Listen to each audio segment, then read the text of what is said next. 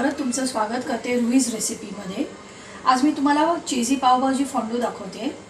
Tomato चिरून घेतलेले आहे रफली आणि एक शिमला मिरची म्हणजे ढोबळी मिरची मोठी। मिक्सरमधून फिरून काढताना आलं आणि लसूण टाकायचे। जे लोक खात नाही लसूण कांदा वगैरे त्यांनी नाही टाकला तरी चालेल। आता ह्याच्यामध्ये एक कांदा येतोय पण मी घेत नाही आहे, फक्त ह्याची ग्रेव्ही करते आणि आलं लसूण हे करते। आणि ही आलं किसून घेतले। जे खात नसतील तर लसूण कांदा घातला नाही तरी चालेल। आता ही पेस्ट आपण स्ट्रेन करून घेऊया।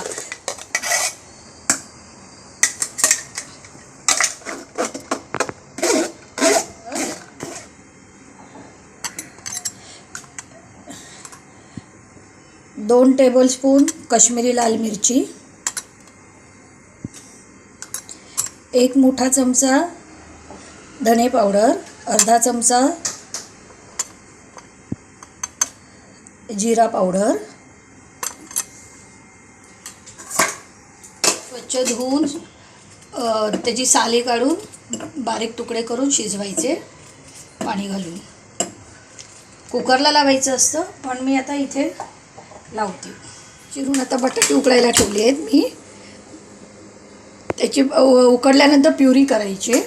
आता हे ब्लेंडरने करायचं होतं हँड मिक्सरने, पण मी आता पोटॅटो स्मॅशरनं करते।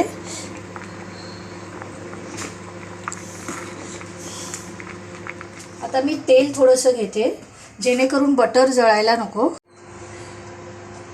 चमचा मोठा बटर,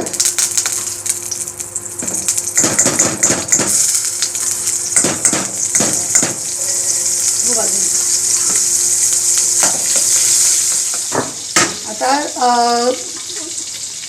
चांगलं बटर गरम झालं आहे। ही ग्रेव्ही आपण बनवलेली आहे, टोमॅटो शिमला मिरची अद्रक म्हणजे आलं लसूणची पेस्ट आणि स्ट्रेन करून घेतलेली स्मूथ ग्रेव्ही ती घालायची।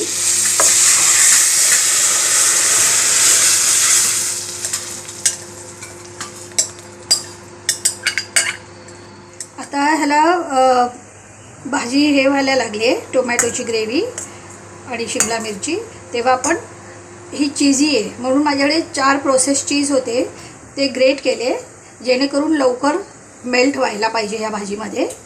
आता प्रोसेस चीज नसेल तर तुमच्याकडे स्लाइस चीज असेल तरीही ती घालू शकता। मी अजून त्याच्यामध्ये मीठ घातलं नाही कारण चीजमध्ये पण मीठ असतं।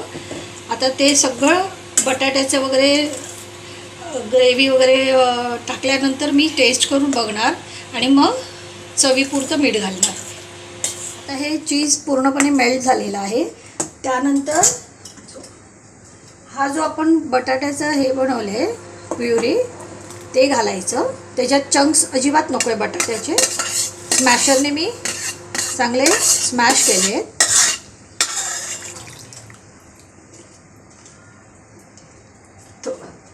थोडं मी पाणी घातले ज्या भांड्यामध्ये मी प्युरी स्ट्रेन करून घेतलेली त्याच्यामध्ये।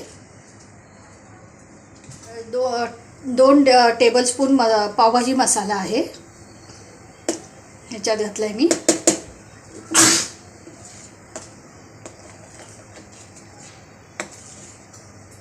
पण पावभाजी फंडू बनवलं आहे तर त्याच्याबरोबर असे पाव हे करतात, आधी बटरमध्ये शिकवतात मग तुकडे करून स्क्युअरमध्ये अडकवतात, पण आपण असं टूथपिकमध्ये किंवा असंही असतात प्लेटमध्ये।